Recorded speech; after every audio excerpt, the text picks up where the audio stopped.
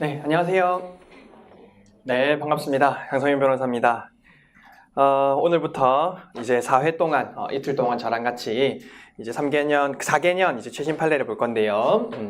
일단 강의 공지는 4개년으로 나갔죠. 4개년으로 나갔고, 이제 그래서 이제 제가 원래 이제 계획했던 거는 3 플러스 1개년이에요. 그래서 사실은 이제 3개년이 제일 중요하고, 그리고 이제 마지막에 이제 4개년치, 그러니까 2015년 판례죠. 2015년 판례까지 쭉 볼 건데, 일단 제가 간단하게 책부터 좀 설명을 드리면은요. 이 3개년 최신 판례는 그 헌법은 2016년 1월부터 2018년 7월까지 지금 담겨져 있습니다. 그래서 16년, 17년, 18년 7월까지 담겨져 있고요. 뒷부분에는 이제 행정법이 있죠. 행정법이 있습니다. 그리고 18년 8월 선고분, 그러니까 지난주에 있었던 8월 선고분은 제가 내일 마지막 시간에 해드릴 거예요. 10개 정도 났으니까 마지막 시간에 해드릴 거고, 그리고 이후에 이제 9월, 10월, 11월 부분, 사실 우리가 변호사 시험을 치기 위해서는 10월분 정도까지는 보고 들어가야 되는데, 어쨌든 제가 또 이제 그 신촌에서 최신 판례 강의가 11월 말에 예정이 되어 있어서 여러분들한테도 9월, 10월, 11월 강의분은 제가 어쨌든 학원에 이야기를 해서 아직까지 합의가 된 것은 아니지만 9월, 10월, 11월 분은 무료 강의로 이제 올려드릴 수 있도록 해놓을 테니까 여러분들이 나중에 변호사 시험 직전에 한 번만 그 부분만 찾아서 들으시면 될 것 같아요.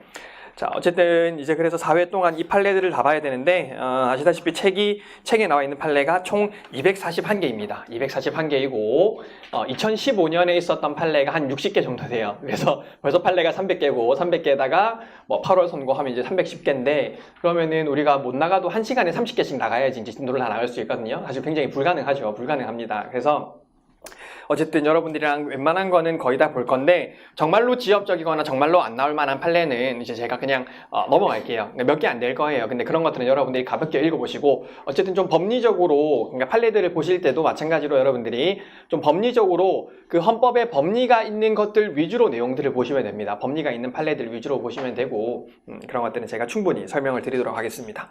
그리고 어쨌든 헌법 판례가 굉장히 많다 보니 제가 핸드북을 같이 만들었는데요. 작년에는 사실 이 핸드북을 비매품으로 제 강의를 듣는 학생들한테만 제공을 했었는데 올해는 아예 이제 책에 별책부록으로 수록을 했고 내용에 보시면은 이제 판치사항이랑 그 다음에 판결 요지 중에서 좀 중요한 논거 하나 정도를 제가 추가해서 넣어놨습니다. 그래서 여러분들이 이제 마지막에 빠르게 돌리려고 하실 때는 사실 핸드북 정도로만 보셔도 될 것 같은데 그래도 핸드북만 보시는 건 위험해요. 그 사실관계는 법리가 생각이 나지 않으실 때는 반드시 좀 본서를 찾아가지고 내용을 읽어보시면 좋을 것 같고 나중에 빠르게 정리하실 때는 핸드북이 도움이 될 수 있을 거라고 생각을 합니다. 자, 그리고 이 책은 여러분들 보시다시피 합헌 판례와 위헌 판례가 나누어져 있어요. 그리고 위헌 판례 부분에는 주문과 그 심판 대상 조항이 다 들어가 있습니다. 그거는 여러분들이 그 실제 시험에서도 기록형에서 제일 어려워하시는 게 그 주문 쓰는 거랑 그 다음에 문제되는 법령을 타고 가는 거, 이걸 제일 어려워하시잖아요. 이제 그러다 보니까 제가 위헌 판례 부분에는 이제 주문과 이제 그 심판 대상 조항을 다 넣어놨으니까 여러분들이 공부하시다가 시간 나실 때 한 번쯤 그런 조문들을 보시면서 지금 이게 이 벌칙 조항이 대상인데 이 구속요건 조항을 이런 식으로 타고 있구나, 이런 것들을 좀 보시라고 넣어뒀으니까 공부할 때 한 번씩 보시면 될 것 같아요. 되셨죠? 어쨌든 12회 동안 열심히 진도를 한번 나가보도록 하겠습니다. 그래서 제가 지금은 굉장히 말을 천천히 하고 있지만 말이 굉장히 빨라질 거예요. 지금보다 한 2배속 정도로 늘어날 텐데 최대한 꼼꼼하게 잘 한번 보도록 하겠습니다. 정신을 잘 차리시고 단 거 많이 준비해 오세요. 단 거 많이 준비해 오셔야 됩니다. 이게 판례를 300개를 여러분들이 주입을 하셔야 되기 때문에 굉장히 어려울 수 있어요. 그러니까 체력 관리를 잘 하시면서 열심히 한번 보도록 합시다. 그리고 이 핸드북에 보시면은요, 그 핸드북의 맨 마지막에 보시면은 제가 그 변호사 시험 기출, 이 3개년 최신 판례 중에서 변호사 시험 기출 문제를 넣어뒀는데 사실 이게 3개년 최신 판례라고 되어 있지만 이제 우리 책에 수록되어 있는 것을 기준으로 하고 있는 거기 때문에 사실상 16년, 17년 판례들만 들어가 있는 거예요. 그런데 이게 7회 변호사 시험만 보더라도 이 16년, 17년, 그러니까 작년 기준으로 16년, 17년 2개년 판례 중에 지문이 한 17개 정도가 나왔습니다. 사실 헌법이 한 문제당 지문이 5개라고 치고 20문제가 나온다고 치면은 지문이 100개잖아요. 100개인데 그 100개 10개 중에 2개년이 최소한 17% 이상의 비중을 차지하고 있다라는 거예요. 그래서 여러분들이 어쨌든 그 헌법은 최신 판례 비중이 사실 뭐 두말하면 잔소리일 정도로 중요도가 높고, 그런데 그 최신 판례도 좀 기본 이론이 쌓여져 있는 상황에서 그 기본 이론 위에 이제 최신 판례를 쌓으셔야 되니까, 혹시 그 내용을 보셨을 때, 그러니까 그 해당 최신 판례를 보실 때 그 기본 이론이 생각이 안 나시면은 가지고 계신 핸드북이나 이런 것들을 통해서 한번 정리를 하실 필요가 있습니다. 자, 그러면 보도록 하겠습니다. 책 기본서 3페이지입니다.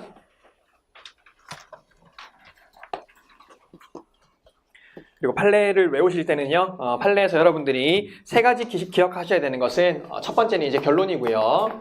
결론 반드시 기억을 하셔야 되고, 이제 두 번째는 쟁점입니다. 쟁점. 그러니까 쟁점이라고 하는 것은 기본권과 문제되는 원칙들, 이런 것들이 무엇인지를 정확하게 떠올리셔야 됩니다. 떠올리셔야 되고, 그리고 결론에서 이게 위헌이냐 합헌이냐도 중요하지만, 지금 제한이 되고 있는지 아니면은 제한도 안 되고 있는지도 구분을 하셔야 되는 겁니다. 정리를 하면은 문제되는 기본권이 있을 때 이 해당 기본권이 제한이 된다면은 침해이냐 아니면은 침해는 아니냐 로 구분을 하셔야 되는데, 그래서 그러니까 침해라고 하면 이제 위헌이 나올 거고, 침해가 아니라고 하면 이제 합헌이 나올 건데요. 그러니까 이제 합헌 중에서도 제한도 안 되는 것들이 있을 수도 있습니다. 그런데 제한은 되는데 합헌인 것들도 있을 수가 있습니다. 그래서 그 제한은 되는지, 그리고 제한은 하는데 침해에는 해당하는지, 이렇게 두 단계로 항상 나누셔서 보셔야 되는 겁니다. 그리고 이 제한이 되는지를 판단하기 위해서는 여러분들이 기본권의 의의와 보호 범위를 외우고 계셔야 되는 거예요. 이 제한 여부는 결국 기본권의 의의와 보호 범위의 문제입니다. 의의와 보호 범위의 문제예요. 어쨌든 그런 취지로 보셔야 되고, 그 다음에 플러스에서 이제 하나 더 알고 계셔야 되는 게, 여러분들이 제일 놓치시는 거, 논거를 최소한 하나 이상은 외우셔야 돼요. 됩니다. 그래서 이게 사실 헌법뿐만 아니라 모든 법학 공부에서도 마찬가지인데, 논거를 외우지 않으면 나중에 답안에서 여러분들이 논증하실 수 있는 게 굉장히 적어져요. 궁색해집니다. 그래서 논거를 최소 하나 이상은 외우셔야 그 결론에 이끄는 논거를 답안에 작성하실 수 있고, 그래야 고득점을 받을 수가 있거든요. 뭐 경험이 있으실지 모르겠지만 결론 위주로 답을 외우게 되면은 큰 문제가 나왔을 때 쓸 수 있는 게 없어요. 내가 결론을 알겠는데 이게 왜 이 결론에 도달하는지를 모르거든요. 그리고 여러분들이 논거를 외우시면은 결론을 외우기가 굉장히 쉽습니다. 그렇기 때문에 판례를 보실 때는 최소한 하나 정도 이상은 논거를 외우셔야 되고, 판례를 보셨으면은 고개를 드시고, 이게 왜 그랬을까? 왜 이런 결론이었지? 요런 것 때문에, 그러니까 뭐뭐 때문에라는 단어를 항상 하나 이상은 외우셔야 됩니다. 그래서 그것도 좀 잘 기억을 하시면서 판례를 보도록 하겠습니다. 자, 처음에는 조금 위헌 부분은 중요하니까 조금 천천히 나갈게요. 사실 그 변호사 시험에 기출되는 쟁점들도 사실 절반 이상은 위헌 판례에서 나오고 있습니다. 위헌 판례가 사실 그만큼 제일 중요하고요. 그래서 위헌 판례만큼은 여러분들이 반드시 잘 기억을 하고 계셔야 되겠습니다. 그리고 주문도 이제 기록형과 관련되는 쟁점도 조금 설명을 드리도록 하겠습니다. 자, 3페이지입니다. 자, 제목 보시면은 구치소 내 과밀 수용행위 위헌 확인 사건입니다. 구치소 내 과밀 수용행위 위헌 확인 사건. 자, 이분은 이제 천주교 인권위원회 활동가인데 벌금을 선고받았는데 벌금을 안 내는 바람에 노역장 유치가 되었어요. 노역장 유치가 되어서 이제 그 구치소에서 이제 노역장을 하고 있는데, 4페이지에 보시면은 4페이지에 그 두 번째 문단에 둘째 줄에 보시면은 이제 이 사람이 잠을 잘 수 있는 면적이 1.06제곱미터, 1.27제곱미터입니다. 자, 그러니까 사실 여러분들이 그러니까 평균적인 사람들의 키를 생각해 보면은 1.06제곱미터, 1.27제곱미터면은 표준 성인 남성이 그러니까 몸을 쭉 뻗고 잠을 잘 수 없는 그런 넓이인 거잖아요. 그렇기 때문에 우리 헌법재판소가 판시한 게 줄근 부분 보시면은 1인당 수용 면적은 우리나라 성인 남성의 평균 신장의 사람이 팔다리를 마음껏 뻗기 어렵고 모로 누워 소위 칼잠이라는 표현을 쓰면서 이 구치소 내에서 칼잠을 재우는 행위가 이제 인간의 존엄과 가치를 침해한다라고 했던 그런 판례입니다. 근데 여기서 이제 중요한 거는요, 결론은 어렵지 않은데 3페이지 다시 돌아와 보시면은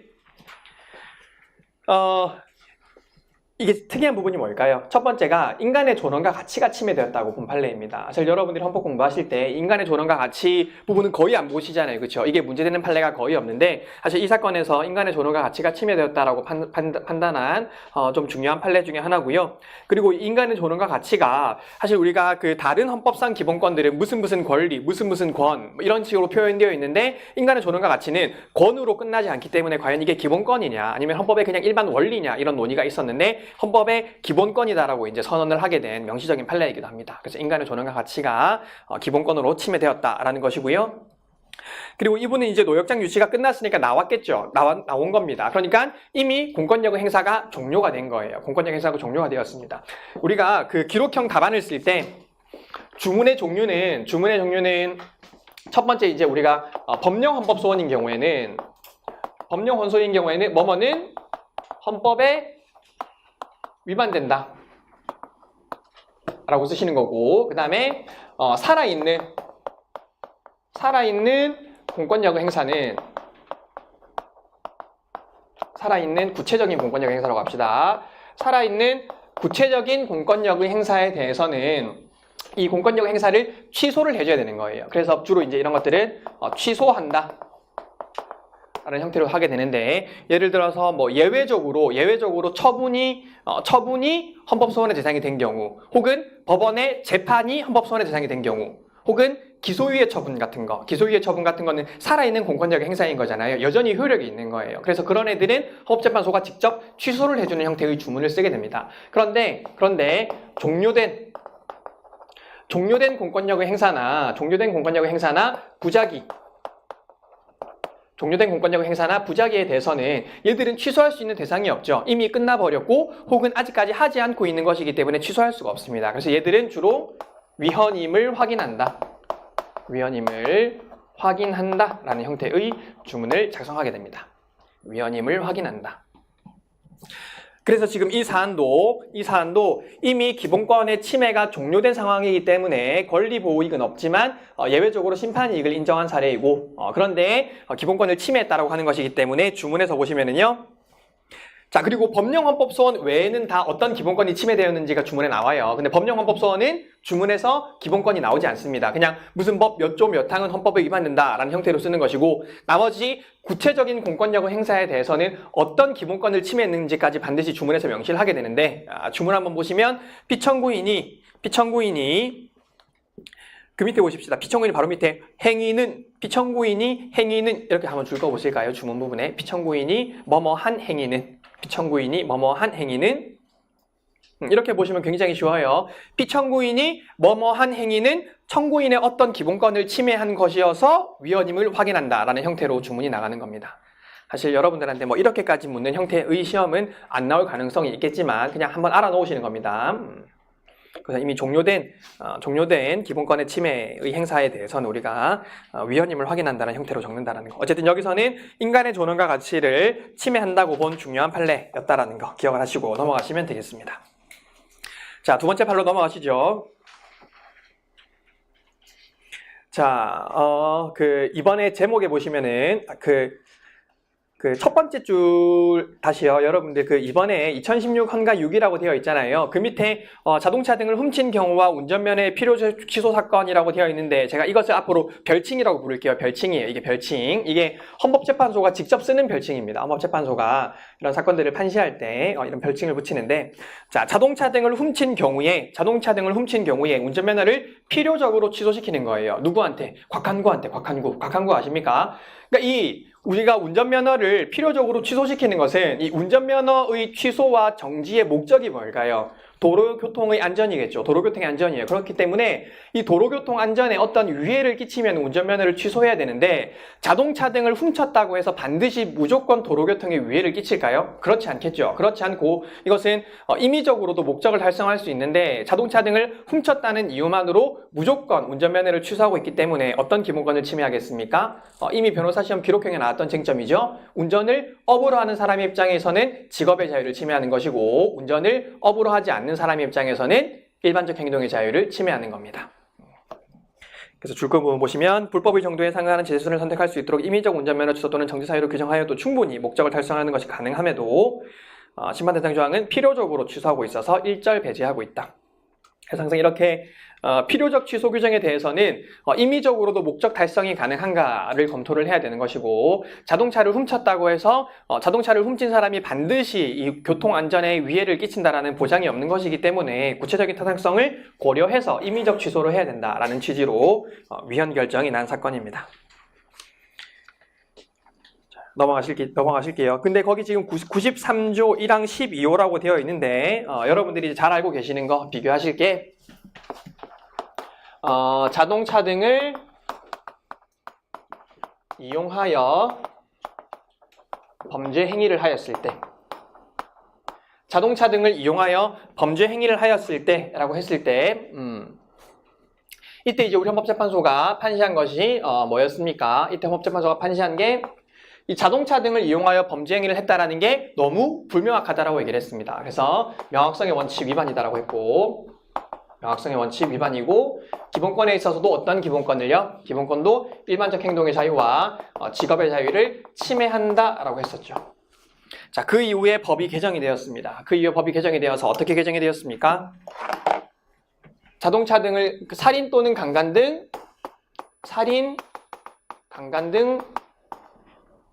여기가 아니고 여기 있는 자동차를 이용하여 살인, 강간 등 행안부령이 정하는 범죄 행위를 한 때, 이것을 이제 운전면허 취소 사유로 규정을 하고 있는데, 자, 그러니까 우리가 그 개정 전에는 자동차 등을 이용하여 범죄 행위를 했다, 자동차 등을 이용하여 범죄 행위를 했다라는 게 불명확하기 때문에 명확성의 원칙 위반, 일반적 행동의 자유, 직업의 자유를 침해라고 봤었는데, 이 개정 이후의 법령은 어떤 개정점이 되었습니까? 자, 첫 번째, 명확성의 원칙은 어때요? 명확성의 원칙. 이거는 명확하죠? 명확성의 원칙은 위반이 아니에요. 명확성의 원칙은 위반이 아닙니다. 두 번째 쟁점이 포괄위임 금지 원칙이 문제가 되겠죠. 행안부령으로 위임을 하고 있으니까. 자, 그런데 포괄위임은 예측이 가능하게 위임을 하려고 하는 것인데, 지금 여기서 그 행안부령으로 정할 범죄가 예측이 가능해요? 불가능해요? 살인 또는 강간에 준하는 중요한 중대한 범죄에 대해서만 지금 하위 법령에 위임이 될 건 거잖아요. 그렇기 때문에 포괄위임 원칙도 위반하지 않아요. 여기 두 개는 위반하지 않습니다. 그런데 여전히 어떤 기본권을 침해한다? 여전히 직업의 자유와 일반적 행동의 자유를 침해한다라고 바라봤던 판례입니다. 그래서 이 판례는 여러분들이 개정 전의 사건과 개정 후의 조문 둘 다 기억을 하고 계셔야 되는 거고, 그리고 지금 여기 5페이지에 보시는 이번 판례처럼 자동차 등을 훔친 경우에 필요적으로 취소시키는 것도 여러분들이 한번 생각을 해보시면 되는 거예요. 이게 자동차를 훔쳤다고 해서 무조건 운전면허를 취소시켜야 될까? 그렇지 않다라는 거예요. 그러니까 임의적 취소로도 충분히 목적을 달성할 수 있다라는 결론으로 외우시면 되겠습니다. 이게 이제 그 방금 말씀드린 형태가 변호사 시험 기록형에 나왔었죠. 변호사 시험 기록형에 일반적 행동의 자유와 직업의 자유 침해 문제가 되는 사건이 나왔었습니다. 7회 변호사 시험 기록형에 나왔었기 때문에 아마 뭐 당분간 변호사 시험에 이제 뭐 사례형이나 기록형으로는 안 나오겠죠. 넘어가시고 6페이지입니다. 3번 판례.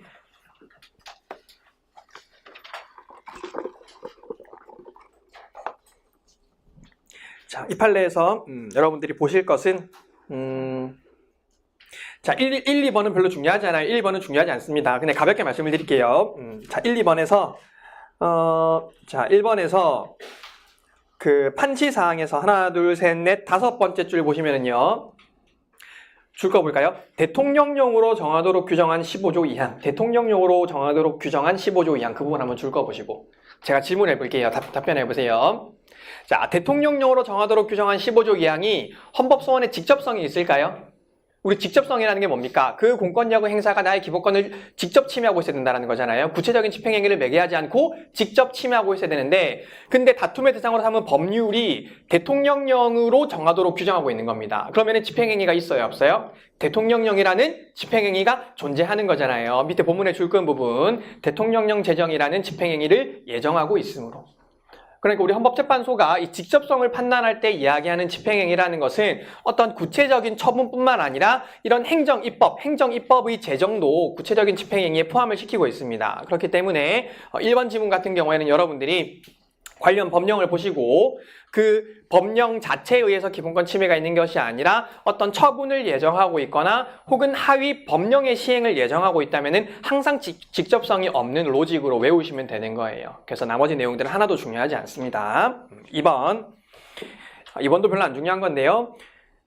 판지상 보시면은 세월호 피해지원법 중 신청인이 배상금 등을 지급받고자 할 때에는 지급 결정에 대한 동의서를 첨부하여 신청하도록 규정한 15조 1항과 국가의 손해배상 청구권의 대위 행사를 규정한 거. 그러니까 이 국가가 이 세월호 피해자들에게 돈을 먼저 지급하고 대신에 우리가 손해배상 청구권을 대위 행사하겠다. 유병헌한테 대위 행사하겠다라고 하는 겁니다. 그러니까 어떤 기본권의 침해 가능성도 없는 거죠. 아예 이제 이 사람의 그런 손해배상 청구권을 박탈시키는 것이 아니라 내가 너한테 대신 주고 대신에 내가 너가 가지고 있는 손해배상 청구권을 대신 행사하겠다라는 것에 불과하기 때문에 기본권 침해의 가능성이 없다라는 이야기고요. 중요하진 않습니다. 자, 중요한 건 3번, 4번이에요. 3번, 4번. 자, 판지사항 보시면은요, 심의위원회의 배상금 등 지급 결정에 신청인이 동의한 때에는 국가와 신청인 사이의 민소법에 따른 재판상 화해가 성립된 것으로 보는, 거기 한번 줄거 보실까요? 재판상 화해가 성립된 것으로 보는. 그러니까 배상금 지급 결정에 동의하면은 이제 재판상 화해가 성립된 것으로 본다라는 건데, 이 관련해서 판례가 하나 있습니다. 위에 비교하셔가지고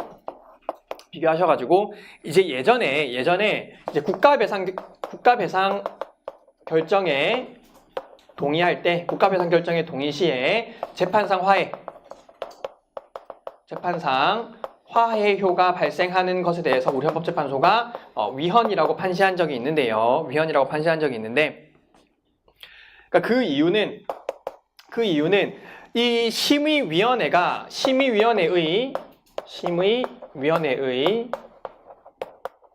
공정성과 독립성이 없기 때문이라는 거예요. 공정성과 독립성이 없다. 그게 무슨 말이냐면은 이제 국가배상심의위원회 하면은 이제 그 배상을 받아야 되는 사람이 출석을 할 거잖아요. 자, 그러면은 그 심의위원회가 중립적인 입장에서 객관적으로 얘기를 해줘야 되는 거예요. 그런데 심의위원회가 그 배상을 받으러 온 사람한테 야, 너 이것만 받고 떨어지지 않으면 너 재판 가면 더 불리해. 그러니까 이거 받는 게 너한테 엄청 유리한 거야. 그러니까 잘 생각해라. 너 재판 가면은 훨씬 더 돈 많이 깎인다. 이렇게 계속 협박을 하는 거예요. 겁박을 하는 겁니다. 그러면은 그 사람 입장에서는 어쩔 수 없이 재판상 화해를 해버리는 거예요. 그렇죠? 그래서 이런 그 공정성과 독립성이 준수되지 않으면은 어느 한쪽의 편에 서서 이 사람한테 굉장히 불리한 결정을 내리게 되고, 그랬을 때 결국 이 사람은 재판을 청구할 수 없게 되기 때문에, 즉 불복을 할 수 없게 되기 때문에 우리 헌법재판소는 이런 재판상 화해율을 성립시키는 데 있어서 그 심의위원회가 공정성과 독립성이 준수되고 있는지를 기준으로 굉장히 보고 있습니다. 이 사건도 마찬가지인데요. 이 4.16 세월호 피해자들한테 이 사람들이 배상금 지급 결정에 동의하면은 재판상 화해가 성립된 것으로 규정을 하고 있는데, 줄거문 보실까요? 세월호 피해지원법 규정에 의하면 심의위원회의 제3자성, 중립성 및 독립성이 보장되어 있다고 인정이 되고 그 심의 절차의 공정성과 신중성을 제고하기 위한 장치도 마련되어 있기 때문에 이 재판상 화해는 재판 청구권을 침해하지 않는다라고 본 판례입니다.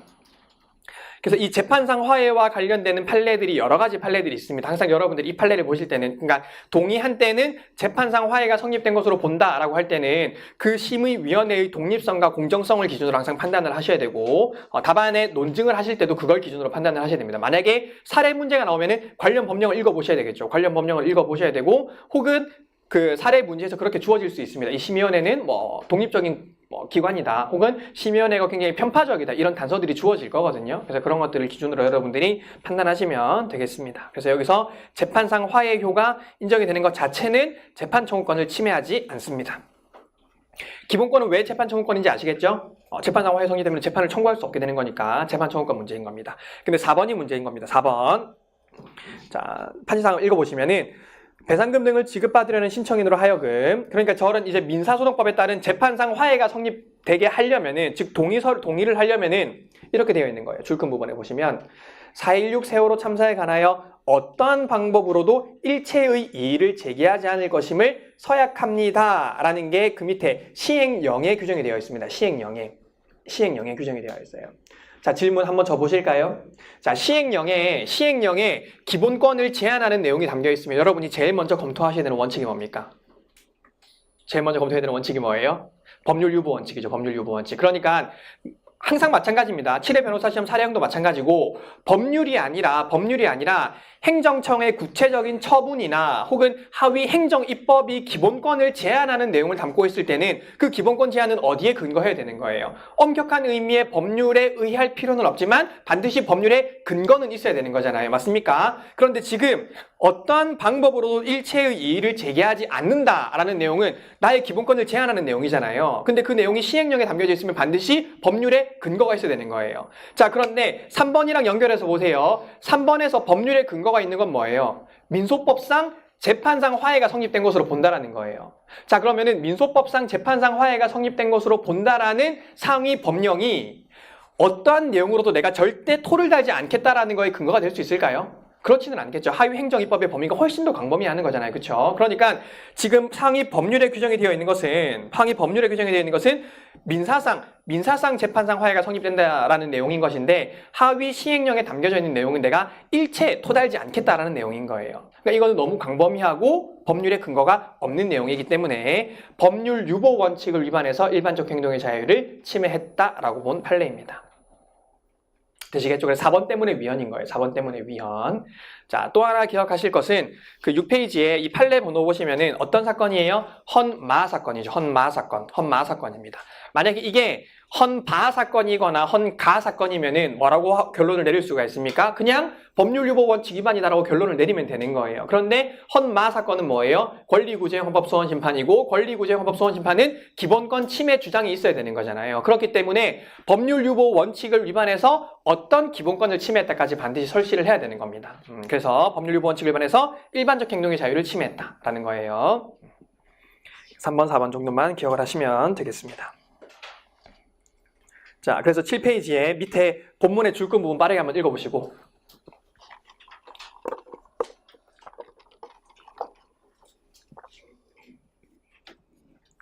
이해되시죠? 어렵지 않으시죠? 넘어가겠습니다. 4번. 자, 심판대상 조항 보시면은요. 자, 군인연금법 2장 한번 읽어볼게요. 복무 중의 사유로, 밑에로. 금고 이상의 형에 처할 범죄 행위로 인하여 수사가 진행 중이거나 형사 재판이 계속 중일 때에는 대통령령으로 정하는 바에 따라 퇴직급여 및 퇴직수당의 일부를 지급 정지할 수 있다. 왜냐면은 얘가 나중에 유죄 판결이 확정이 되면은 퇴직금을 전액 지급받지 못할 수도 있는 거잖아요. 그렇기 때문에 수사 진행 중이거나 형사 재판이 계속 중인 경우에는 퇴직수당 일부를 지급 정지를 할 수 있는 겁니다. 근데 단서 이 경우 급여의 제한 사유에 해당하지 아니하게 되었을 때는 그 잔여금의 대통령령으로 정하는 이자를 가산해서 지급한다. 그러니까 원래 일찍 줬어야 되는 돈인데 1년, 2년 뒤에 주는 거니까 이자를 붙여서 줘야 되는 거죠. 자, 다시 정리하면은 수사가 진행 중이거나 형사재판이 계속 중일 때에는 퇴직급의 급여를 지급을 일시 정지할 수 있습니다. 그런데 나중에 내가 무죄 판결이 확정이 되게 되면은 당연히 원래 줘야 되는 돈에 그동안 못 받았던 이자까지 돌려줘야 되는 거예요. 자, 그런데 관련 규정을 보면은 뭐가 없어요? 재심으로 무죄 판결을 받은 사람. 그러니까 지금 관련 법령에는 수사가 진행 중이거나 형사재판이 계속 중인 사람만을 규정하고 있지 판결이 확정된 다음에 사정 변경으로 인해서 무죄 판결을 받은 사람을 포함하고 있지 않은 법령이죠. 이해되십니까? 그렇기 때문에 자, 그러면은 이거는 굳이 따지자면 어떤 내용이에요? 부진정의법 부작위죠. 부진정의법 부작위. 그러니까 지금 재심으로 무죄 판결 받은 사람도 사실은 이 사람이 좀 후속적으로 나한테 죄가 없다라는 게 밝혀져서 후속적으로 퇴직급여를 받을 근거가 생겼기 때문에 이 사람한테도 당연히 이자를 가산해서 지급을 해야 되는데 이게 그 내가 무죄라는 게 언제 밝혀졌나를 기준으로 누구한테는 이자를 주고 누구한테는 이자를 주지 않는 게 이 사람의 평등권을 침해한다라는 겁니다. 그래서 줄거 부분 보시면은 급여 제한 사유에 해당하지 않는 사람이 이미 뒤늦게라도 밝혀졌다면 수사 중이거나 형사재판 계속 중에서 잠정적 일시적으로 지급을 유보하였던 경우인지 이 사람한테는 지급되고 있죠. 아니면 당해 형사 절차가 종료되어 확정적으로 지급을 제한하였던 경우인지에 따라 잔여 퇴직급여에 대한 이자가산 여부를 달리할 이유가 없다. 이해되십니까? 이해되십니까? 자, 그럼 심판대상 조항 다시 한번 보십시다. 자, 33조 2항은 위헌이죠? 위헌입니다. 그러면은 단순 위헌을 선언하면 어떻게 되겠습니까? 지금 33조 2항이 담고 있는 내용은 뭐예요? 형사 수사가 진행 중이거나 재판이 계속 중인 사람한테 지급 정지했다가 나중에 이자를 가산하는 거잖아요. 그런데 나도 포함시켜 달라는 형태의 지금 기본권 침해를 주장하는 거잖아요. 근데 단순 위헌을 판단하게 되면은 재판이 진행 중이거나 수사가 진행 중인 사람도 이자를 가산해서 지급받게 될 근거가 없어지게 되는 거겠죠. 맞습니까? 그러니까 이것은 굳이 따지자면 여러분들이 공부하고 계시는 평등권 부분에서 수혜적 법률의 적용 대상에서 제외된 자가 나도 포함시켜달라고 다투는 거예요. 그런데 이 법률을 단순 위헌을 선언하게 되면은 기존에 혜택을 받고 있던 사람도 혜택을 못 받게 되는 거니까 어떤 선고를 해야 되겠습니까? 헌법 불합치 결정을 내야 되겠죠. 헌법 불합치 결정. 그래서 이거는 이제 여러분들 사례형에서도 이제 이런 형태의 문제는 나올 수가 있습니다. 그래서 주문의 형태가 어떻게 되느냐라고 물어보면은 첫 번째, 그러니까 제일 먼저 생각할 논리 구조는 첫 번째, 단순 이혼을 해볼까라고 생각을 해보시면 돼요. 근데 단순 이혼을 하게 되면은 이미 돈을 받던 사람까지 못 받게 되네. 그럼 어떻게 해야 될까? 헌법 불합치 결정을 해야 된다라고 결론을 내리시면 되는 겁니다. 그래서 평등권 사건에서 헌법 불합치가 굉장히 많아요. 왜냐하면 평등권이 주로 왜 쟤들한테만 혜택을 줘? 나도 끼워줘 라는 형태의 평등권 침해 주장이 많기 때문에 평등권 파트에서 헌법 불합치 결정이 굉장히 많이 있습니다. 자, 5번 판례도 마찬가지입니다. 5번 판례는 변호사 시험에 이미 출제가 되었죠. 굉장히 중요한 판례인데, 자, 거기도 심판대상 조항을 보실게요. 산업재해보상법 37조 1항 보시면 근로자가 다음 각호의 어느 하나에 해당하는 사유로 부상질병 또는 장애가 발생하거나 사망하면 업무상 재해로 본다라고 되어 있습니다. 그래서 1에 다 읽어보시면 뭐라고 되어 있습니까? 사업주가 제공한 교통수단이나 그에 준하는 교통수단을 이용하는 등 사업주의 지배 관리 하에서 출퇴근 중 발생한 사고라고 되어 있습니다. 그러니까 누가 빠져있다고 주장을 했겠습니까? 사업주가 제공하지 않은 교통수단을 이용한 사람. 그래서 이분은 아파트 관리사무소 전기기사 아저씨인데 그냥 자기 자전거를 타고 가다가 이제 퇴근하다가 넘어져가지고 이 버스 뒷바퀴에 왼손이 깔려가지고 손가락이 절단된 사건이었어요. 그럼 이 사람도 산업재해 보상을 인정을 해줘야 되는데 사업주가 제공하지 않은 교통수단을 이용했기 때문에 산재 보상을 못 받는 거예요. 그런데 우리가 출퇴근 시에 어떤 재해가 발생하고 그게 업무 관련성이 있으면은 이 사람들은 다 보상을 해줘야 되는데 사업주가 교통수단을 제공했느냐 안 했느냐를 기준으로만 누구는 보상을 받을 수 있게 해주고 누구는 보상을 받을 수 없게 하는 것이 합리적인 이유가 없다라고 본 판례입니다. 그래서 평등권을 침해한다라는 것이고, 10페이지의 내용을 한번 볼게요. 10페이지 보시면 중요한 부분 한번 체크해 보겠습니다. 자, 일단 그 10페이지 첫 번째 줄근 부분, 도보나 자기 소유 교통수단 또는 대중교통수단 등을 이용하여 출퇴근하는 산재보상 가입 근로자 끝이고, 그러니까 이 사람들이 지금 차별 취급을 주장하는 사람들이에요. 그렇죠? 사업주가 제공하지 않은 교통수단을 이용한 사람, 사업주가 제공하지 않은 교통수단을 이용한 사람과의 차별 취급이 존재하죠. 자, 그런데 이제 두 번째 문단이 중요한 부분입니다. 잘 기억을 하셔야 됩니다. 외우실 필요는 없고요. 산재보험제도는 사업주의 무과실 배상 책임을 전부하는 기능도 있지만 한번 끊으시고, 그러니까 과거에는 사실은 이 산재보험이 이 사업주의 무과실 배상 책임을 전부하는 기능이 크다라고 봤습니다. 그래서 사업주 대신에 이제 대신 이 사람한테 보상을 해주는 이제 그런 기능이 크다라고 봤었는데, 오늘날 여러분들이 생각하시는 산재라는 게 사실은 이 사업주 대신해서 책임을 져주는 게 아니라 그 산재 피해를 입은 사람의 생계를 유지하기 위한 수단인 거잖아요. 그래서 헌법재판소가 이제 그게 더 중요하다라고 판시한 것인데, 뒷부분 오늘날 산업재해로부터 피재 근로자와 그 가족의 생활을 보장하는 기능의 중요성이 더 커지고 있다라는 거예요. 그러니까 산재보험의 취지가 이제는 그 피해자들의 이런 생활 보장 기능이 훨씬 더 중요하다라는 겁니다. 그렇기 때문에 줄근 부분 밑에 통상의 출퇴근 재해를 업무상 재해로 인정을 해서 근로자를 보호해 주는 것이 산재보험의 생활보장전 성격에 부합한다라고 본 겁니다. 그래서 평등권을 침해한다라고 본 거예요. 자, 마지막 따라서 이하에 한번 읽어보실래요? 따라서 이하에 읽어보시면, 자, 질문입니다. 심사 기준이 뭐예요? 심사 기준이 뭡니까? 원칙적인 자의금지 심사죠. 자의금지 심사입니다. 그래서 우리 헌법재판소 평등권 침해 판례를 읽으시다 보면은 헌법재판소가 자의금지 심사를 할 때는 심사 기준을 설치 안 하는 경우들이 많이 있어요. 그런데 읽다 보면은 합리적 차별의 이유가 있는지를 기준으로 판단한다거나 혹은 자의적이다 이런 표현들이 있으면 그냥 이건 지금 그냥 원칙적인 자의금지 심사라고 갔구나라고 판단을 하시면 되는 거예요. 여러분들이 답안을 쓰실 때는 반드시 이제 구분을 하셔서 쓰셔야 되겠죠. 어쨌든 그래서 이 사건도 평등권을 침해한다라고 본 판례이고, 변호사 시험에 7회 변호사 시험에 기출되었으니까 중요한 판례니까 잘 기억을 하십시오. 자, 넘어가시겠습니다. 6번 판례입니다. 자, 별칭 한번 읽어보시면 퇴직군인 상해연금 사건입니다. 이 사건도 제가 강의 때는 자주 설명을 드렸던 사건이고 여러분들도 이미 잘 알고 계시는 판례일 수 있는데, 폐질 상태, 그러니까 폐질 상태라는 게 이제 결국에는 이제 어떤 내가 그 업무를 수행하는 데 필요한 능력이 없어지게 되는 거. 그러니까 어떻게 보면 이제 몸이 약간 고장나게 되고 못 쓰게 되는 이제 그런 상태를 얘기하는 것인데, 우리가 이제 군인과 공무원을 좀 비교해서 얘기할게요. 이제 이 사람들이 이때 퇴직한다라고 보면은 자, 군인이 퇴직 전에 폐질 상태가 확정이 되면은, 이때 폐질 상태가 확정이 되면은 이 사람은 상위 연금을 받을 수가 있습니다. 연금을 받을 수가 있습니다. 그런데 퇴직 이후에 폐질 상태가 확정이 되면은 연금을 받을 수가 없어요. 연금을 받을 수가 없습니다. 자, 그런데 공무원은 또 어떠냐면은, 공무원은 이때 확정이 되어도 연금을 받을 수 있고, 퇴직 이후에 폐질 상태가 확정이 되어도 연금을 받을 수 있어요.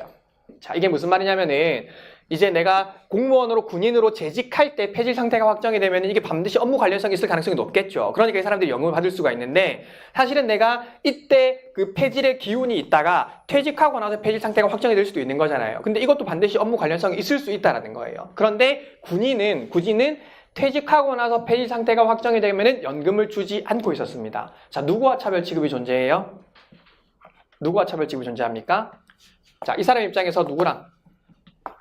퇴직 상태 이전에 폐질 상태가 확정된 자랑 차별 취급이 존재하죠. 차별 취급이 존재하고, 또 누구랑도? 공무원이랑도 차별 취급이 존재해요. 그러니까 여기서는 비교 집단이 2명인 겁니다. 그러니까 둘 다 평등권 침해다. 그러니까 둘 다 비교 집단이고, 이 사람들과의 차별 취급이 평등권 침해다라는 판례가 있고요. 자, 지금 이 사건은 이제 그 이후에 개정이 된 건데, 그 판시사항만 볼게요. 판시사항. 이 내용 자체는 중요한 게 아니고 이 판례가 더 중요한 겁니다. 이 판례가 더 중요해요. 자, 판시사항 보시면은, 공무상 질병 또는 부상으로 인하여 퇴직 후 장애 상태가 확정된 군인에게 상위연금을 지급하도록 개정이 되었습니다. 그러니까 이제 이게 헌법 불합치 결정이 나니까 이게 개정이 된 거예요. 개정이 되면서 개정법 시행일 이후부터 적용하도록 한 군인연금법 부칙입니다. 개정법 시행일 이후부터 적용하도록 한 거. 그러니까 개정법 시행일 이전에 여기에 해당하는 사람들은 지금 연금을 못 받는 거잖아요. 그러니까 이 사람들이 평등권 침해를 주장한 거고, 우선법재판소가 이 사람들도 보상을 해줘라 라고 한 거예요. 이해되시죠? 그래서 줄금 부분 보실까요? 12페이지의 줄금 부분 한번 읽어보세요.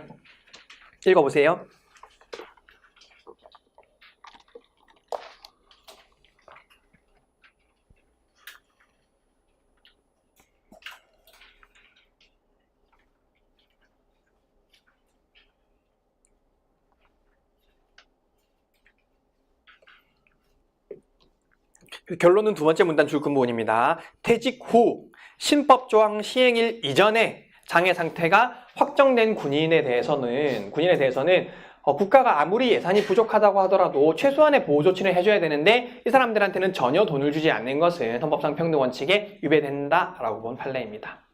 그래서 총 3가지 이야기가 있는 거예요. 3가지 이야기. 첫 번째, 이 공무원과 차별 취급이 존재한다. 평등권 침해. 두 번째, 퇴직 전에 폐질 상태가 확정된 군인과의 차별 취급이 존재하고 평등권을 침해한다. 세 번째, 개정이 됐는데 개정법 시행일 이후부터 적용을 해서 이 개정법 시행일 이전에 퇴직 후 폐질 상태가 확정된 사람한테는 이런 혜택을 주지 않는 것도 평등권을 침해한다라고 본 거예요. 그 3가지 내용을 정리를 하시면 되겠습니다. 자, 넘어가시겠습니다. 7번. 자, 7번은 어렵지는 않은데요. 그냥 간단하게 보시면 될 것 같습니다. 무슨 얘기냐면은, 판지상 1번 보시죠. 두 번째 줄에, 마지막 줄에, 공중보건의사로 복무한 사람이 사립학교 교직원으로 임명된 경우 공중보건의사로 복무한 기간을 사립학교 교직원 재직기간에 산입하도록 규정하지 않은 거. 자, 심판대상 조항에 음력 넣은 거 보시면은, 현역병, 부사관, 이제 이런 사람들은 다 나중에 이제 사립학교 교직원에 임용이 될 때 재직기간에 산입을 해주는 거예요. 그리고 군의관도 산입을 해주는 겁니다. 근데 공중보건인만 산입을 안 해주는 거예요. 공중보건인만. 그러니까 사실 우리 이제 법조계로 따지면은 군법으로 가면 인정을 해주는데 공익법무관으로 가면 인정을 안 해주는 겁니다. 얼마나 억울하겠어요, 그렇죠? 그래서 이 공중보건의만 빼고 있는 것이 평등권을 침해한다라고 본 거예요. 그래서 결론만 아시면 되고 사실은 중요한 판례는 아닙니다. 되셨죠? 넘어가겠습니다. 8번. 8번도 여러분들이 잘 알고 계시는 거기 때문에 밑에 판지상 바로 보겠습니다. 1번. 제목만 보시면 될 것 같아요. 후보자의 선거운동에서 독자적으로 후보자의 명함을 교부할 수 있는 주체를 배우자와 직계 존비속으로 제한한 거. 누가 차별 취급 주장할까요? 배우자가 없는 사람, 직계 비속이 없는 사람, 이런 사람들이 차별 취급을 주장을 하는데 우리 헌법재판소가 합헌이라고 봤죠. 근거가 뭡니까? 줄근 부분입니다. 후보자와 동일시할 수 있는 사람들이기 때문에, 그러니까 배우자나 직계 존비속은 사실상 후보자랑 똑같은 사람들이다. 그렇기 때문에 이런 사람들한테도 명함을 교부할 수 있게 한다고 해서 너한테 평등권을 침해하는 정도에는 이르지 않는다라고 본 거예요. 근데 비교할 게 뭡니까? 3번 판례죠. 후보자의 배우자가 그 다음 부분, 그와 함께 다니는 사람 중에서 지정한 한 명도 명함 교부를 할 수 있도록 하는 거. 그러니까 배우자까지는 괜찮은데 배우자 플러스 1까지 하게 되면은 그것은 너무 과도한 차별 취급이다라는 거죠. 그렇기 때문에 그 부분은 평등권을 침해한다라고 본 겁니다. 평등권을 침해한다. 그래서 배우자와 직계 존비속에게 명함을 교부할 수 있도록 하는 것은 선거운동의 자유를 침해하지 않고 평등권도 침해하지 않는데, 배우자가 지정한 한 명한테까지 명함을 교부할 수 있도록 하는 것은 차별의 효과가 너무 커지기 때문에, 그것은 평등권을 침해한다라는 겁니다. 되셨죠? 어렵지는 않습니다. 잘 아시는 판례이고 넘어가시고요. 9번입니다. 9번 판례는 올해 상반기 1월에 나온 판례인데요. 자, 일단 그냥 이것도 사실 간단한 것인데,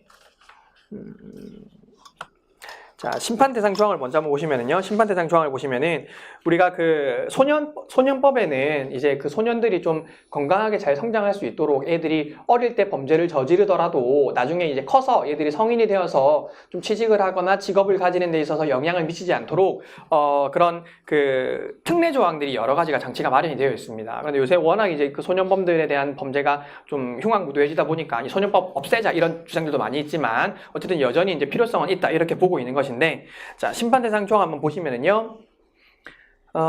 구소년법 67조입니다. 소년으로 범한 죄에 의하여 형의 선고를 받은 자가 집행을 종료하거나 집행의 면제를 받은 때에는 자격에 관한 법령의 적용에 있어서는 장래에 향하여 형의 선고를 받지 아니한 것으로 본다라고 되어 있습니다. 그러니까 이 소년범들이 그 형 선고를 받고 집행을 종료하거나 면제되었을 때는 나중에 이런 자격에 있어서 형 선고를 받지 아니한 것으로 봐서 이 아이가 나중에 어떤 자격을 얻는데 불이익이 없도록 규정하고 있는 거예요. 자, 밑에 것도 소년이었을 때 범한 죄에 의하여 형을 선고받은 자가 집행을 종료하거나 면제받은 경우 자기에 관한 법령을 적용할 때에는 장래에 향하여 형의 선고를 받지 아니한 것으로 본다라고 되어 있습니다. 자, 그래서 심판 대상 조항이 그렇게 되어 있는데, 지금 여기서 형의 선고를 받은 자가 집행을 종료하거나 집행의 면제를 받은 때라고 되어 있어요. 그러니까 종료 면제 체크해 보실까요? 집행 종료, 집행 면제. 그러니까 쉽게 말하면 얘들은 지금 그냥 형을 살고 나온 애들이에요. 그렇죠? 형을 살고 나온 애들입니다. 그래서 집행 종료, 집행 면제인데, 자, 거기 별칭에 보시면 누가 포함이 안 됐다라는 겁니까? 집행 유예를 선고받은 자, 집행 유예를 선고받은 자. 근데 누가 더 경미한 범죄일까요? 집행 유예를 받은 사람이 더 경미한 범죄임에도 불구하고 집행 종료와 집행 면제한테는 이런 특례 규정이 있는데 집행 유예를 받은 소년범한테는 특례 규정이 없으니까 당연히 이거는 평등권 침해라고 본 거예요. 결론은 간단합니다. 결론은 간단해요. 그래서 판지사항 보시면은 판지사항을 정리하면 이런 거예요. 우리가 소년법이 특별법이잖아요. 특별법이기 때문에 집행이 종료되거나 집행이 면제된 사람들은 소년법이 적용이 되어서 특례 조항이 적용이 되는데, 집행 유예를 받은 소년범들은 특별법 규정이 없으니까 일반법으로 돌아가야 되는 것이고, 일반법 규정을 적용을 받게 되면은 훨씬 더 불리해지기 때문에 집행 유예를 받은 자한테 평등권 침해가 존재한다라고 본 판례입니다. 그래서 줄거 부분 빠르게 한번 읽어보시고.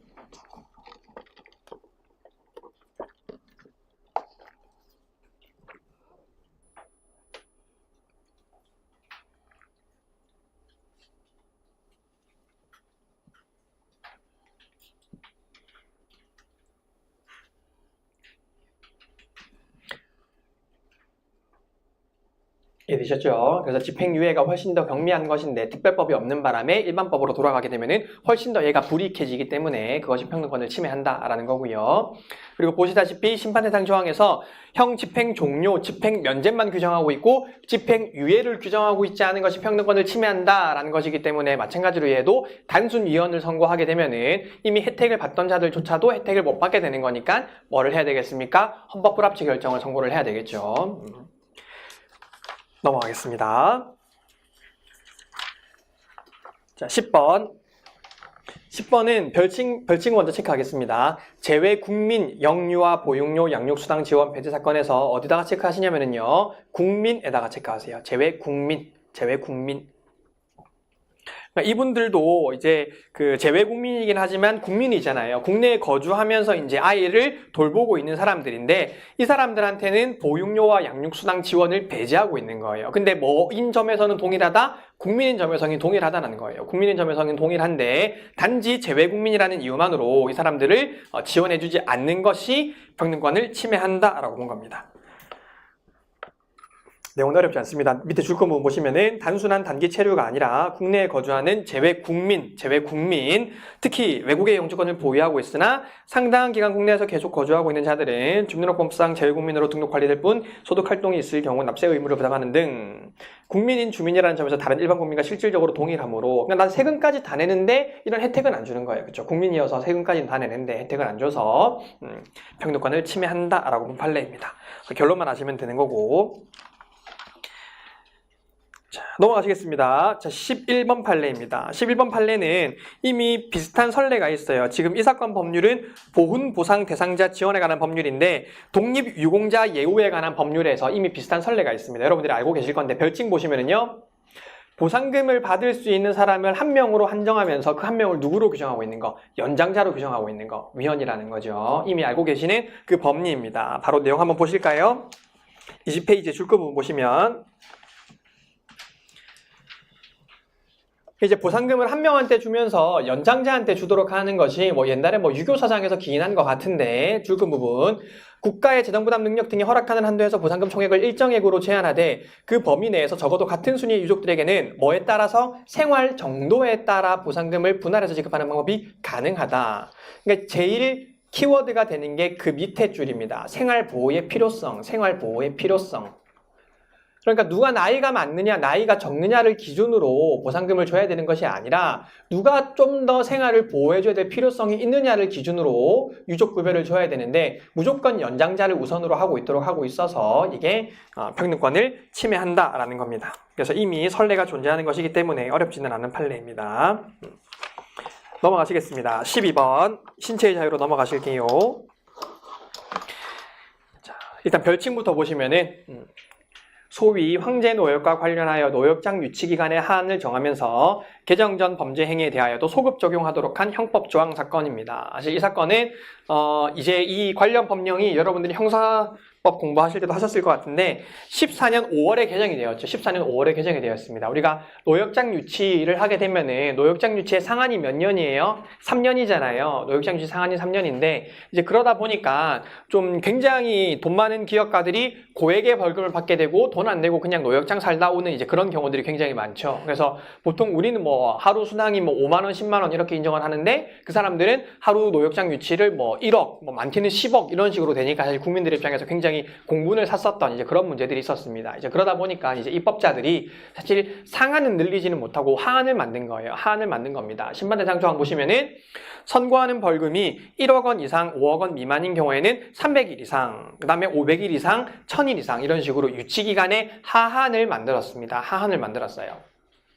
자, 근데 문제는 밑에 형법 부칙에 보시면은 1항에 보세요. 70조 2항의 개정 규정은 이 법 시행 후 최초로 공소가 제기되는 경우부터 적용한다라고 되어 있습니다. 자, 줄 거 볼까요? 최초로 공소가 제기되는 경우.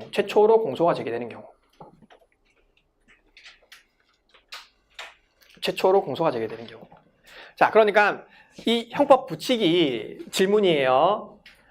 과거를 규율하고 있어요? 장래를 향하여 규율하고 있어요? 솔직하게 얘기해 보세요. 장래를 향해서 규율하고 있죠. 장래를 향해서 규율하고 있습니다. 그렇죠? 왜냐면은 시행일 이후에 공소가 제기된 사건부터 적용한다고 되어 있으니까. 근데 시행일에 공소가 제기되었다라는 의미는 또 어떤 의미를 가질까요? 범죄가 언제 있었습니까? 범죄가 시행일 이전에 있었겠죠. 그러니까 공소 제기 시점을 기준으로 하다 보니까 범죄 시, 행위 시는 언제가 될 수 있겠습니까? 시행일 이전의 범죄랑 행위에도 소급 적용되는 경우가 발생할 수 있다는 거예요. 자, 그래서 일단은 결론적으로 말씀을 드리면 형법 70조 2항에 하한을 두는 것은 합헌이에요. 하한을 두는 것은 뭐 그럴 수 있다. 신체 자유를 과도하게 침해하지 않는다라는 건데, 왜냐면은 상한이 정해져 있으니까. 어차피 얘들이 하한이 있어봤자 최대 3년인 건 변하지 않기 때문에 이 정도는 과도한 제한이라고는 볼 수 없다라는 것인데, 지금 여러분들 보셨던 것처럼 부칙 2조가 최초로 공소가 제기되는 경우라고 규정하고 있어서 범죄 행위 시를 기준으로 봤을 때는 소급 적용되는 경우가 있을 수가 있겠죠. 그러니까 이 부분이 뭐다? 이 부분이 형벌 불소급 원칙에 위반된다라고 본 겁니다. 형벌 불소급 원칙에 위반된다라고 본 거예요. 그래서 판지상 1번은 노역장 유치기간의 하한을 정한 것이 과잉금지 원칙을 위반하지 않기 때문에 신체의 자유를 침해하지 않는다라는 판례이고요. 2번 판례가 형벌 불소급 원칙에 위반된다라는 거예요. 형벌 불소급 원칙에 위반된다. 형벌 불소급 원칙에 위반된다. 2번 판례 줄건 부분 한번 읽어보시고.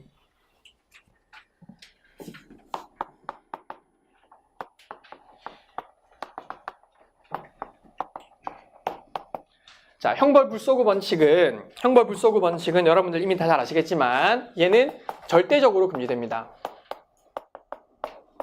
뭐랑 비교해서요? 우리가 일반적인 소급표 금지 원칙은 어떻게 금지돼요? 원칙적 금지죠. 자, 일반적인 소급 입법 금지는 원칙적으로 금지되지만 예외적으로 허용이 되는 경우가 있습니다. 어떤 경우에 허용이 됩니까? 4가지 경우에 신, 예, 공, 손. 첫 번째, 신뢰 이익이 없거나 혹은 당사자가 예상할 수 있었거나 혹은 공익이 훨씬 크고 중대하거나 혹은 손해가 없거나 경미한 경우, 이런 경우에는 진정소급입법이라고 하더라도 예외적으로 허용이 되는 경우들이 있을 수가 있어요. 그래서 우리가 원칙적 금지라고 불러요. 원칙적 금지. 왜? 예외적으로 허용이 되는 경우가 있을 수 있으니까. 자, 그런데 형벌 불소급 원칙은 이 형벌을 소급하기만 하면 무조건 금지되는 거예요. 형벌을 소급하기만 하면 무조건 금지되는 겁니다. 맞습니까? 자, 그리고 여기서 말하는 형벌이라는 건 뭐예요? 형벌이라는 것은 행위의 가벌성과 관련되는 겁니다. 즉, 범죄의 구성요건. 범죄의 구성요건과 구성요건 관련성이 있는 것들을 의미하는 것이고, 근데 여기서 이제 관련되는 게 첫 번째, 보완처분은 어떻습니까? 보완처분은 절대적으로 제외돼요? 아니면 보완처분도 적용이 되는 경우가 있습니까? 형벌 불소급 원칙에서는 형벌적 보완처분도 포함이 되죠. 형벌 불소급 원칙에서는 형벌적 보완처분도 형벌 불소급 원칙 적용이 됩니다. 비교하실 게 뭐냐면은 이중처벌 금지 원칙에서는 보완처분은 무조건 빠져요. 이중처벌 금지 원칙에서 보완처분은 무조건 빠지는데 형벌 불소급 원칙에서는 형벌적 보완처분은 포함이 됩니다. 자, 그 외에 포함이 되지 않는 거 뭡니까? 공소시효 포함은 안 되고, 공소시효는 행위의 가벌성과 상관이 없는 거잖아요. 그렇죠? 그래서 공소시효 같은 것은 포함이 안 되고, 판례 변경도 포함이 안 되고, 이런 것들은 포함이 되지 않습니다. 그래서 형벌 불소급 원칙을 위반한 판례 3가지 정도만 여러분들이 기억을 하시면 될 것 같은데, 형벌 불소급 원칙을 위반한 판례 첫 번째가 청송보호감호소 같은 보호감호 처분.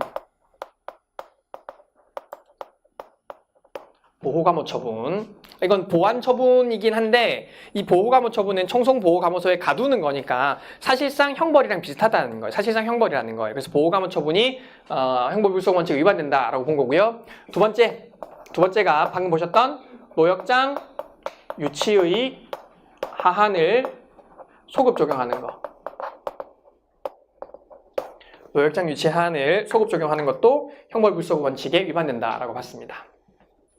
마지막으로 가정 폭력 특례법상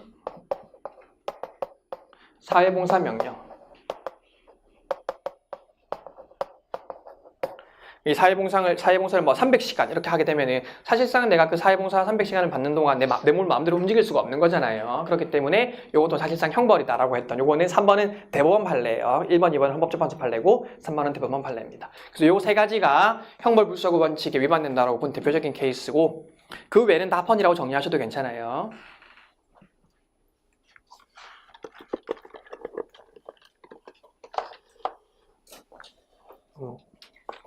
그래서 22페이지에 2번 줄거문 보시면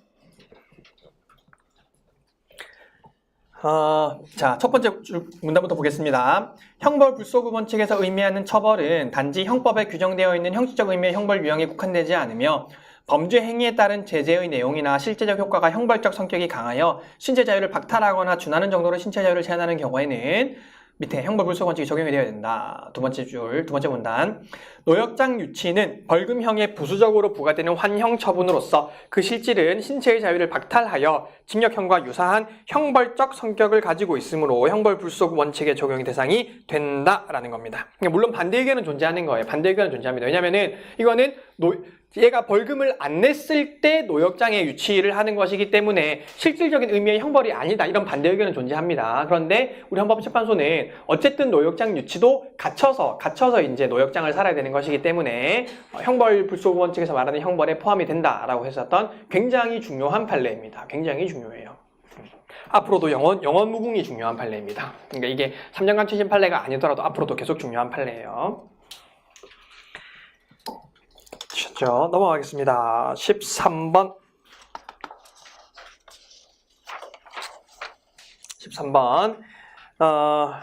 요 아저씨는 저도 강의할 때 계속 설명하지만 다시 한번 설명을 하면 불쌍한 아저씨인데요. 아파트에 사는 아저씨인데 밖을 보니까 날씨가 너무 좋은 거예요. 오늘 날씨가 너무 좋아서 내가 저기 놀이터에 가서 일광욕을 해야 되겠다라고 해서 이제 놀이터에 갔어요. 일광욕을 해서 이제 상의를 벗고 이제 일광욕을 하고 있었습니다. 근데 갑자기 경찰이 오는 거예요. 한 시간이 조금 지났겠죠. 경찰이 오더니 잠시 좀 따라가셔야 되겠습니다. 무슨 잘못을 저렸습니까? 가려야 할 곳을 가리지 않았습니다. 이렇게 가려야 할 곳을 가리지 않았습니다. 가려야 할 곳을 지나치게 내놓으셨습니다. 이렇게 얘기를 하는 거예요. 거기 신반대상 조항을 보시면은 경범죄처벌법에 이런 내용을 규정하고 있는 것인데 33호 여러 사람의 눈에 뜨이는 곳에서 공공연하게 알몸을 지나치게 내놓거나 가려야 할 곳을 내놓아 다른 사람에게 부끄러운 느낌이나 불쾌감을 주는 사람. 그러니까 가려야 할 곳이 도대체 어디냐. 이 뭐 2PM 같은 애들 2PM 너무 올드한가요? 2PM 같은 사람들은 상의를 벗고 있으면 쟤들은 내놓을 곳을 내놓았군 이렇게 하면서 왜 나는 거기를 가려야 할 곳이라고 얘기하는 너무너무 기분이 나쁘겠죠. 그래서 여기 대해서 형법소원을 제기한 겁니다. 그래서 우리 헌법재판소가 알몸을 지나치게 내놓는 거, 가려야 할 곳을 내놓은 거, 이런 것들이 굉장히 불명확하다라고 봐서 명확성의 원칙 위반이라고 본 거예요. 그래서 거기 밑에 줄거 부분 보시면은 노출이 금지되는 신체 부위를 명확하게 하라는 거예요. 명확하게. 그래서 바바리맨을 막으려고 하는 규정이면은 어디를 금지할 것인지를 정확하게 그 부위를 특정을 하라는 겁니다. 그래서 명확성 원칙 위반이다라고 한 거예요. 사실 이제 경범죄처벌법은 굉장히 좀 추상적인 내용들이 많이 담겨 있습니다. 근데 그 중에서도 특히 이 부분은 위헌이다라고 바라본 사건입니다. 결론은 어렵지 않죠? 명확성 원칙 위반입니다. 넘어가시고 24페이지에 14번 판례입니다. 자, 요것도 이미 선례가 존재하는 사건인데요. 이 선례는 2004 헌바 2구 사건이랑 동일한데 요건 이제 직업안정법상 직업안정법에 규정이 되어 있던 공중도덕상 유해한 업무라고 되어 있는 겁니다. 공중도덕상 유해한 업무. 그러니까 사실 이 사람은 이제 외국적 여성을 유흥주점에 파견을 해서 성매매를 하게 했다라는 이유로 이제 기소가 된 건데, 그러니까 그 처벌의 근거 법령이 공중도덕상 유해한 업무에 취업시킬 목적으로 사람을 쓴 자 이제 이런 식으로 되어 있는 거예요. 근데 공중도덕상 유해한 업무라는 게 너무 추상적이라는 겁니다. 밑에 줄거 부분 보시면은요. 파견법은 공중도덕상 유해한 업무에 관한 정의조항은 물론 그 의미를 해석할 수 있는 수식어를 두지 않았으므로 심판 대상 조항이 규율하는 사항을 바로 알아내기도 어렵다라고 된 겁니다. 그래서 위헌이라는 거예요. 그러니까 예를 들면 어떻게 하라는 겁니까? 예를 들면은 뭐 성매매 등 공중도덕상 유해하는 뭐 이런 식으로 예시 조항을 뒀으면은 아 이런 비슷한 것들이 공중도덕상 유해하겠구나라고 우리가 생각할 수가 있는데 그런 예시 조항이 전혀 없이 단순히 너무 추상적인 표현, 공중도덕이라는 표현만을 쓰고 있기 때문에 그게 명확성의 원칙에 위반된다라고 본 판례입니다. 결론만 아시면 되고. 자, 15번입니다. 15번은 심판 대상 조항을 읽어보시면 될 것 같아요. 자, 일단 137조 벌칙 보시면은요. 53조 3항부터 5항까지의 규정을 위반한 자는 1년 이하의 징역 또는 1천만 원 이하의 벌금에 처한다. 벌칙 조항이죠? 벌칙 조항입니다. 자, 그러면은 53조 3항과 5항이 뭔지 보십시다. 밑에 관련 조항 보시면 3항. 임원이 되려는 자는 정관으로 정하는 기간에는 선거운동을 위하여 조합원을 호별로 방문하거나 특정 장소에 모이게 할 수 없다. 어디에 줄 거 볼까요? 정관으로 정하는 기간. 자, 5항도 누구든지 임원 선거와 관련하여 정관으로 정하는 밑에 행위를 할 수 없다. 정관으로 정하는 행위를 할 수 없다. 자, 그러니까 이게 문제인 겁니다. 보세요. 지금 이 벌칙 조항을 보면 결국 뭐예요? 정관으로 정하는 기간에 선거운동을 한 자를 처벌하는 거예요. 정관으로 정하는 행위를 한 자를 처벌을 하는 겁니다. 그러니까 범죄의 구속 요건이 어디에 규정이 되어 있습니까? 정관에 규정이 되어 있죠. 정관에 규정이 되어 있는 겁니다. 그러니까 얘는 문제되는 쟁점이 뭐예요? 잘 특정하셔야 되는 겁니다. 얘는 포괄리행 금지 원칙이 아니에요. 명확성의 원칙이 아닙니다. 범죄의 구속 요건을 형식적 의미의 법률로 정하지 않은 거. 그리고 예측이 가능하지도 않은 거. 죄형 법정주의 위반이죠. 죄형 법정주의 위반입니다. 죄와 형은 원칙적으로 형식적 의미의 법률로 정하라는 죄형 법정주의 위반입니다. 정관으로 정하는 기간, 정관으로 정하는 행위를 한 자를 처벌하는 거. 자, 그냥 여담으로 심판 대상 조항을 보시면은요, 137조 2항이 벌칙 조항이잖아요. 그쵸? 벌칙 조항이에요. 그러면은 이 벌칙 조항 자체만을 다툴 수 있어요? 없어요? 벌칙 조항의 고유한 위헌성을 주장해야 되는 것은 어떤 사건에서? 68조 1항 헌법 소원 사건에서는 그래야 되는 거예요. 그렇죠? 그러니까 헌마 사건에서는 그래야 되는데 헌가 사건, 위헌 법률 심판 사건이나 헌바 사건에서는 직접성을 요건으로 요구하지 않잖아요. 뭐만 있으면 되는 겁니까? 재판의 전제성만 있으면 되는 거예요. 그렇기 때문에 지금 이 사건도 여러분들이 법령 찾기가 굉장히 어려울 수 있는데 지금 53조 3항, 5항 자체가 문제되지는 않아요. 정관으로 정한 기간 동안 선거운동을 못하게 하고 정관으로 정한 행위를 못하게 하는 것 자체는 문제가 안 돼요. 근데 그거를 처벌까지 하는 게 문제가 된다는 거죠. 그렇기 때문에 사안에서는 우리 헌법재판소도 주문해서 심판 대상 조항을, 그러니까 이 벌칙 조항을 위헌으로 판단을 하는 겁니다. 벌칙 조항을. 얘를 구성요건으로 잡아서 처벌까지 하는 것이 위헌이다라고 하는 거예요. 그러니까 금지 조항 자체는 문제가 되고 있지 않습니다. 금지 조항 자체는 마음껏 금지시킬 수 있어요. 근데 그것을 금지하고 처벌까지 하게 하는 것이 위헌이기 때문에 주문해 보시면은 137조 2항 중 125조에서 준용하는 53조 3항과 5항 부분이 위헌이 되는 겁니다. 그래서 여기서 특정을 해야 되는 법령은 벌칙 조항이에요. 벌칙 조항. 이것을 처벌하고 있는 조항이 위헌이 되는 겁니다. 그 정도만 보시면 되니까 넘어가겠습니다. 26페이지 줄건 부분만 보실까요? 정관으로 정하는 기간은 구속요건의 중요 부분에 해당한다. 그렇죠? 그 다음에 밑에 2번에서도 마찬가지인데 2번에서 줄건 부분 보시면 가번의 마지막 줄, 이 사건 선거운동 제한 조항은 범죄와 형벌에 관하여는 입법부가 제정한 형식적 의미의 법률로서 정해야 한다는 죄형 법정주의에 위배되는데, 왜냐하면 밑에 정관으로 정하는 부분이 수식하는 범위가 불명확해서 그 의미가 여러 가지로 해석될 가능성이 있어서 위 규정만으로는 선거운동이 어느 범위에서 금지되는지에 관하여 구체적으로 알 수 없을 뿐만 아니라 마지막에 예측하기 어렵다. 그래서 죄형 법정주의 원칙의 명확성 원칙에 위반된다라는 겁니다. 되셨죠? 넘어가겠습니다. 자, 27페이지입니다. 16번 판례.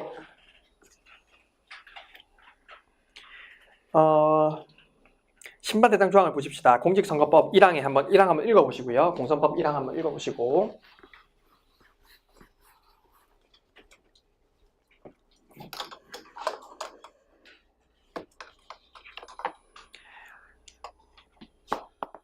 자, 우리 공선법상 공무원의 선거운동 금지를 규정하고 있는데, 공무원의 선거운동 금지를 위반하게 되면은 우리 공선법이 어떻게 처벌하고 있냐면은 3년 이하의 징역, 3년 이하의 징역 또는 600만 원 이하의 벌금을 처하고 있습니다. 또는 600만 원 이하의 벌금. 공무원은 선거운동 하면 안 돼요. 합헌이죠. 공무원의 선거운동 금지는 합헌이에요. 선거운동 금지 합헌입니다. 자, 근데 지금 이 사건 법률은 뭐라고 규정하고 있냐면은 공무원의 지위를 이용하여 선거에 영향을 미친 행위. 공무원 지위를 이용하여 선거에 영향을 미치는 행위를 금지하고 있어요. 그리고 이것을 위반했을 때 지금 관련 법령에 보면 뭐라고 되어 있습니까? 85조 1항을 위반했을 때 1년 이상 10년 이하의 징역 또는 1천만 원 이상 5천만 원 이하의 벌금에 처한다라고 되어 있습니다. 그러니까 이게 지금 10년 이하, 그 다음에 5천만 원, 1천만 원인가요? 5천만 원 이하죠. 5천만 원 이하예요. 자, 요거 두 개 규정을 한번 보세요. 공무원의 선거운동이 금지돼요. 선거운동 금지를 위반하면 처벌받습니다. 그리고 공무원의 지위를 이용해서 선거에 영향을 끼치면은 처벌받아요. 자, 그런데 지금 여기서 공무원의 지위를 이용해서 선거에 영향을 미치는 행위라는 것은 사실상 뭐를 의미하는 거예요? 선거운동 하지 말라는 거잖아요. 선거운동 하지 말라는 거예요. 근데 선거운동을 하면 처벌한다는 것인데 지금 뭐가 형이 더 세는 겁니까? 얘가 형이 더 세잖아요. 그렇죠? 그럼 얘가 뭐라고 볼 수 있습니까? 특별규정이라고 볼 수 있겠죠. 이 아이의 특별규정에 해당하는 거잖아요. 더 가중해서 처벌하고 있는 거잖아요. 우리가 근데 가중처벌 규정을 두려면 뭐가 있어야 되는 거예요? 범죄의 가중 요건이 있어야 되는 거잖아요. 범죄의 가중 요건. 가중처벌 규정을 두려면은 범죄의 가중 요건이 있어야 되는데 지금 이 선거운동 금지와 선거에 영향을 미치는 행위 어떤 가중 요건이 규정이 되어 있습니까? 구분할 수가 없다라는 거예요. 구분할 수가 없는데 그런 구분할 수 없는 표지를 토대로 가중 요건을 규정하고 있기 때문에 이게 위헌이라는 겁니다. 자, 내용 한번 보시면 자, 1번 판지사항부터 보십시다. 잘 구분하셔야 됩니다. 1번 공무원의 지위를 이용하여 선거에 영향을 미치는 행위를 금지하는 것이 세 번째 줄 명확성의 원칙이 위배되는지 여부. 명확성의 원칙이 위배되지 않아요. 말씀드렸던 것처럼 그러니까 선거에 영향을 미치는 어떠한 행위도 하지 말라는 거예요. 선거운동 하지 말라는 겁니다. 선거운동 하지 마. 어떠한 선거에 영향 미치는 행위도 하지 말라는 것이기 때문에 즉 셋째 줄 본문 셋째 줄 일체의 행동. 그러니까 아무것도 하지 말라는 거예요. 공무원은 그 지위의 중립성이 있으니까 선거에 영향을 미치는 일체 행위를 하지 말라는 거기 때문에 명확성의 원칙에는 위반되지 않습니다. 그런데 2번 마지막 줄 형벌체계상 균형에 어긋나는지 여부. 줄건 부분 읽어볼게요. 구별 또는 가중되는 요소를 별도로 규정하고 있지 않아서 즉 선거운동 금지와 구별되거나 가중되는 요소를 별도로 규정하고 있지 않아서 검사로서는 동일한 행위에 대하여 이 사건 처벌장을 적용하여 기소할 수도 있고 혹은 다른 조항을 적용해서 기소할 수도 있기 때문에 결국 이거는 검사 마음대로 된다라는 거죠. 그러니까 선거운동 금지와 선거에 영향을 미치는 행위 금지가 과연 어떻게 차이 나는지가 너무 불분명하고 그런데도 불구하고 가중요건으로 규정하고 있기 때문에 그것이 형벌체계상 균형을 상실했다라는 겁니다. 그래서 요거 두 개를 결론을 구분하셔가지고 암기하셔야 되는 거예요. 공무원의 지위를 이용하여 선거에 영향을 미치는 행위를 금지하는 거 명확성의 원칙에 위반되지 않고 그런데 이것을 가중요건으로 그러니까 가중처벌하고 있으면서 가중요건이 없어서 형벌체계상 균형을 상실했다라고 보는 겁니다. 자, 조금 쉬셨다가 3시 25분부터 계속 보겠습니다.